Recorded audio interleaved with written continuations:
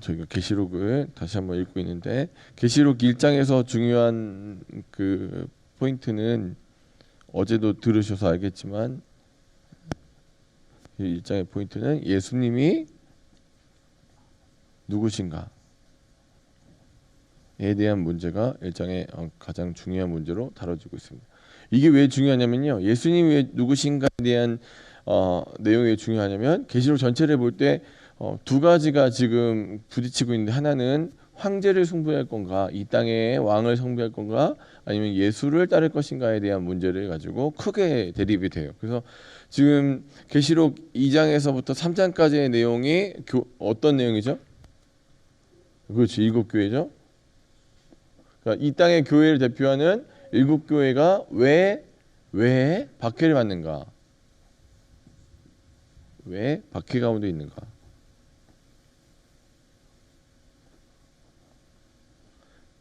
자, 이 문제는 다르게 얘기하면 누가 황제인가에 대한 문제예요.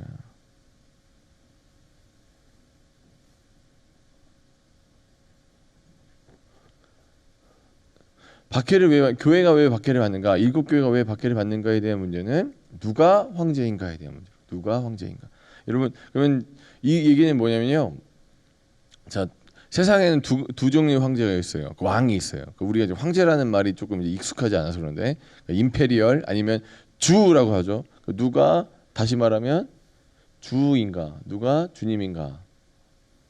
둘 중에 하나를 섬길 수 있어요. 첫 번째는 로마 황제라고 섬길 수 있어요.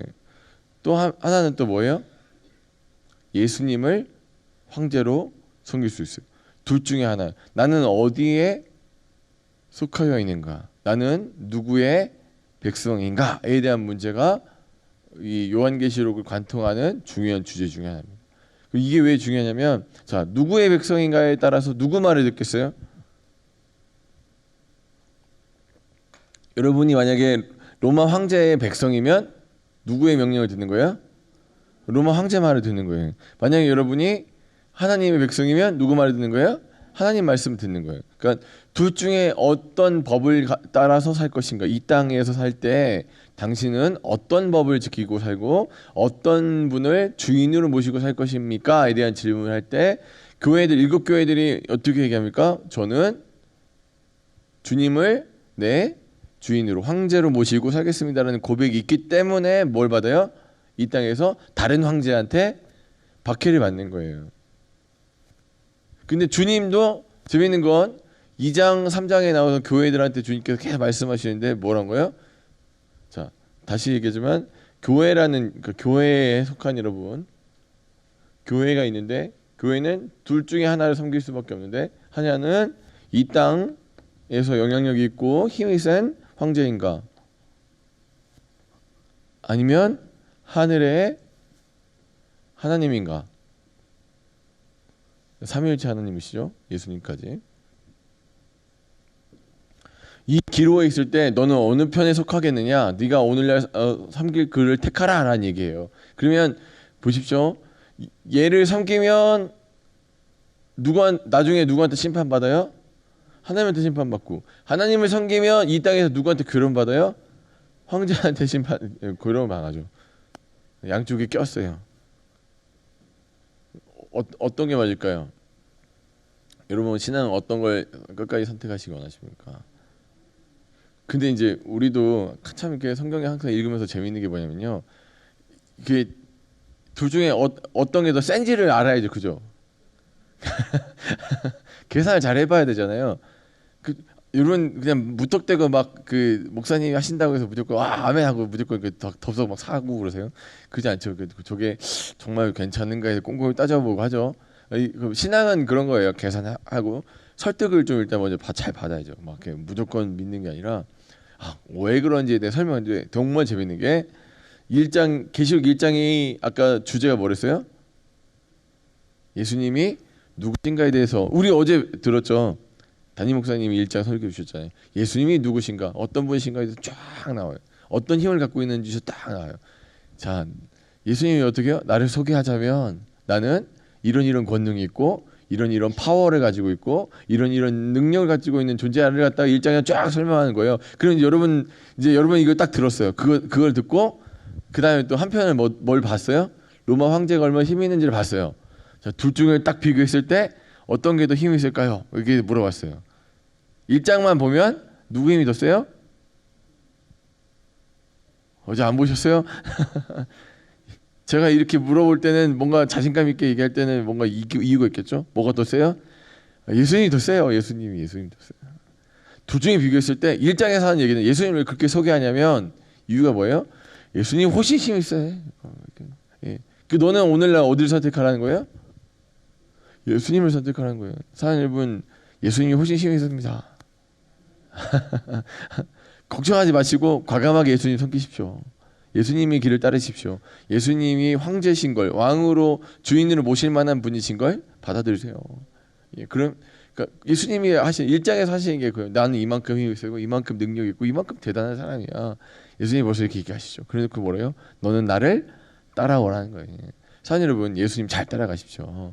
그게 주님께서 우리 1장에서 소개하는, 그러니까 왜 자기를 막 이렇게 막 뭐 빛난 주석 같고 예수님 볼 때 막 이런 모습이고 뭐 머리에는 뭘 두르시고 있고 옷은 어떻게 끌고 있고 막 우와 예수님에 대해서 우와 이렇게 바라보게 이렇게 만드는 이유는 예수님이 진짜 능력이 있으신 분이다.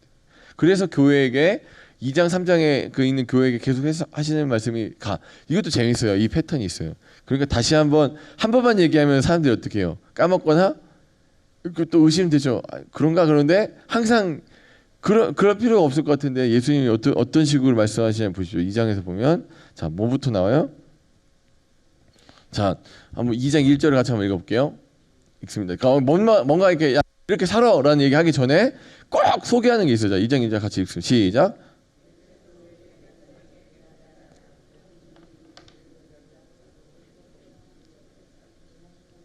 이르시되 됐죠. 그냥 뭐지? 자 여기 뭐 이렇게 해. 근데 뭐 편하게 이건 명령이야라고 얘기할 수 있는데 거기다 꼭 뭘 돼요? 내가 누군지에 대해서 다시 얘기하시죠. 예수님이 나는 이런 존재이기 때문에 너를 충분히 지켜낼 능력도 있고 힘도 있어. 그러니까 너는 내 말을 들어야 돼 하면서 명령이 나가는 거예요. 아셨죠? 그러니까 교회들에게 그러니까 이게 패턴이 또 한번 볼까요? 다른 데도 볼까? 저기 선문화 교회 거 한번 보죠.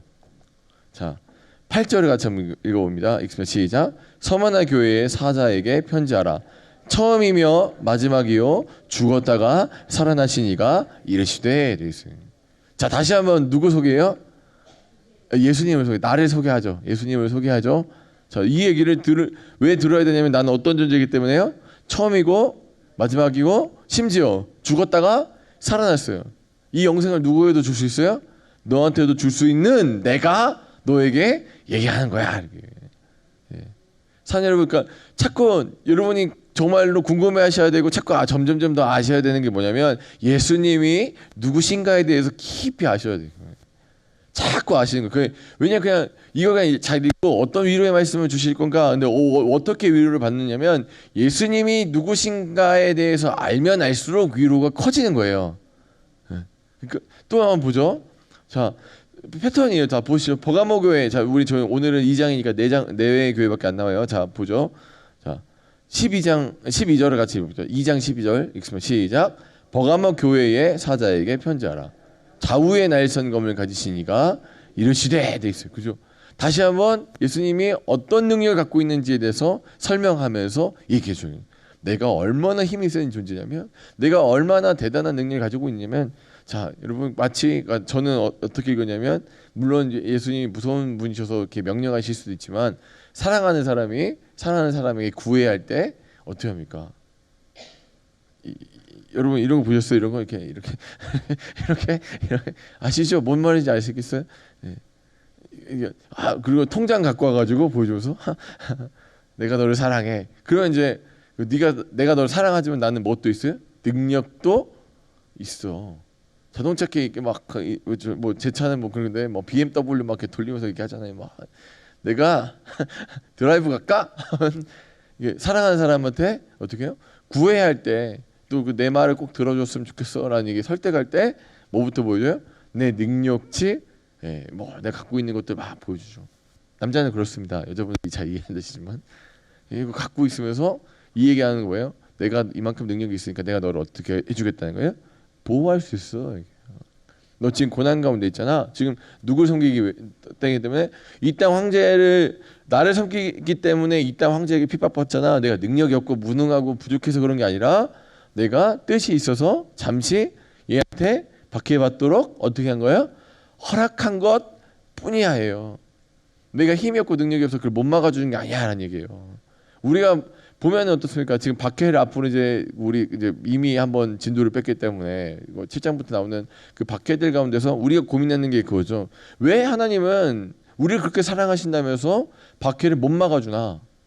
둘 중에 하나님이 약간 문제가 있으신 분이라서 우리가 박해받는 걸 즐기고 계시는지, 아니면 능력이 없어서 그 표현들 다 막을 수 있으면서 아니죠. 다 막았긴 막았는데 일부 그 다 못 막아가고 몇 개는 날라오게 하는 그 정말 방어를 완벽하게 못 해내시는 좀 무능한 분이신가에 대해서 고민하게 되잖아요. 그때 주님이 하신 얘기는 뭐냐면, 내가 무능해서 안 막아주는 게 아니라, 내가 너희를 갖다 사랑하지 않아서 안 막아주는 게 아니라, 이 밖에는 뭐가 있어요? 뜻이 있다는 얘기를 하는 거예요. 고난은 뜻이 있다는 얘기를 해주는 게 우리가 이 계시록에서 받는 위로예요. 하나님이 실패하지 아니하시는구나. 하나님 실수하지 아니하시는구나. 저런 능력 있는 분이시구나. 그 교회를 사랑하시기 때문에. 그러면 자 여러분, 하나님이 어떤 존재인지를 깊이 계속해서 알아가는 게 정말 중요하다는 거예요. 지금 1장부터 3장까지 나오는 주님이 자기를 설명하는, 내가 나를 소개하는 그 부분을 계속해서 반복해서 좀 읽어보실 필요가 있는 게, 그 부분은 마치 서론처럼 휙 넘어가는데 사실 요한계시록에서 정말 중요한 부분 그 부분이에요. 우리가 주님이 어떤 분이신지 어떤 능력이 있는지를 알아야지 우리가 그분을 계속해서 따라갈 거 아닙니까? 근데 그거를 갖다가 알지 못한 채 그냥 막 여기 뭐 이런 부분이 있으니까 그런 설명을 듣는 건 굉장히 부부만 하는 거죠. 그래서 그러니까 항상 여러분 1장이 가장 중요해요. 아셨죠? 1장이 가장 중요해요. 글을 쓸 때 여러분들 다 처음에 왜 그 얘기를 하는지에 대한 설명 있잖아요. 그래서 성경도 마찬가지로 1장이 제일 중요한데, 그 1장에 그러니까 첫 성경 읽는데 왜 굳이 거기다 예수님에 대한 소개를 계속해서 했는가? 예수님이 누구신지 알아야지 진짜 위로가 있기 때문에. 여러분 만약 예수님이요 죽었다 다시 살아나신 분인데 이 부활을 너에게 줄 수 있는 분이다 라는 얘기 들으면 여러분 죽음이 두렵지 않죠. 그리고 이 땅에서 예수님이 이 땅에 있는 모든 그 뭐 재화 막 쌓아놓은 것들 갖다가 싹 불로 멸하시고 다시 가장 좋은 것들을 너에게 채워줄 수 있는 분이다라는 얘기를 하시면 우리 이 땅에서 재물 때문에 바둥바둥 살지 못하죠. 그러니까 우리가 예수님이 어떤 분이신지를 아는 순간부터 우리의 인생은 달라지는 겁니다. 사랑하는 여러분, 이 시간 주님을 아시되 힘써 아시길 주의 이름으로 간절히 축원합니다. 교회들에게 하시는 말씀. 그래서 주님이 하신 얘기가 이거예요. 너 지금 박해 가운데 있고 문제 가운데 있고, 특별히 그러니까 니골라당이라 뭐 그런 것들은 다 어디랑 관계가 있냐면 황제 숭배랑 관련돼 있는 내용이에요. 다 7교회가 겪는 박해의 공통점은 간단히 황제를 섬기기 위해서. 그러니까 이 뭐 지금 얘기했잖아요. 발람의 그 음행, 악함 다 어디랑 관련돼 있어요? 우상 숭배랑 관련돼 있는 내용이에요. 니골라당의 도를 따르고 있다. 그 얘기도 뭐냐면 우상 숭배랑 관련된 거. 우상 숭배랑 관련된 거는 뭐라고요? 황제랑 관련됐어요. 황제 숭배를 하잖아요. 이 때는 그 두 개요. 황제 숭배할지 예수 숭배할지 둘 중에 하나만 선택하는 거예요. 둘 중에 하나를 놓치면 여기는 영원한 지옥불에 떨어지는 거고, 저기는 이 땅에서 괴로움 엄청 받는 거예요. 어떤 걸 선택할 것인가에 대한 얘기를 계속 우리에게 요구하시는. 그래서 주님이 마지막 항상 하시는 얘기가 뭐예요? 너 이 고난 가운데 있고 하지만 네가 이 부분이 약하니까 이 부분을 잘 해내면, 그것들 잘 해내는 누구에게? 이기는 자에게는 마지막에 뭐가 있어요?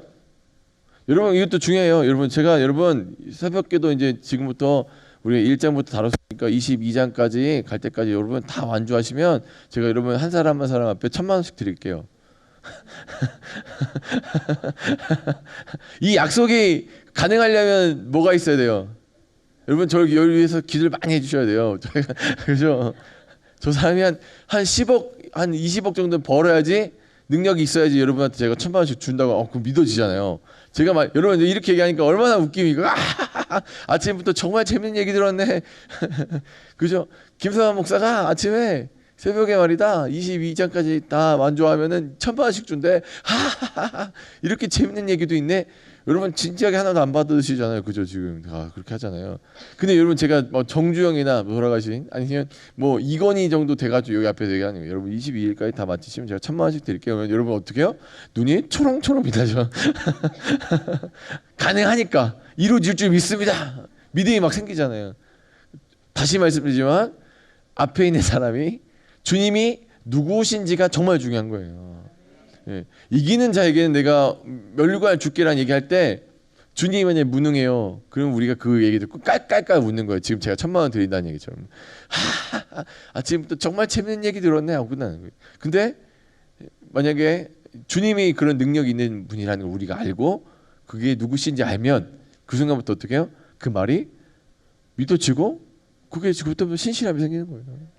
사랑하는 여러분, 주님은 우리에게 그 모든 것들을 주실 수 있는 전능하신 하나님이십니다. 오늘 그 주님과 여러분이 동행하고 계십니다. 그 주님이 여러분에게 끊임없이 약속하시는 거예요.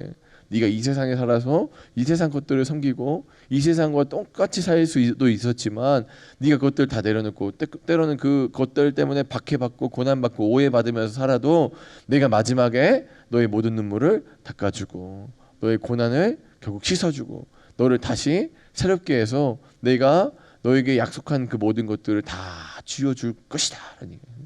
그 주님이 능력 있고 마치 뭐 이 세상에서 표현할 수 없는 존귀로 옷 입으신 영광의 왕이신 것을 우리가 알 때 우리는 주님을 바라보고 이 세상을 바라보는 관점이 완전히 바뀌게 된다는 것입니다. 사랑하는 여러분, 주님과 사십시오. 주님은 능력의 하나님이십니다.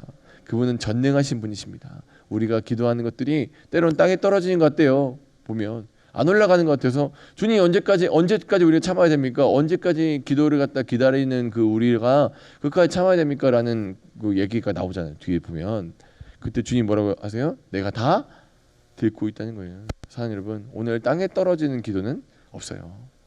기도하십시오. 전능하신 하나님 앞에 온전히 엎드리실 때 주님이 사랑하는 여러분 삶 가운데 찾아오셔서 또 이 삶에서 끝나지 않는 영생 가운데서 우리를 계속해서 다스리시고 치료해 주실 줄 믿습니다. 그 주님과 함께 사신 여러분들 지금 간절히 축원합니다.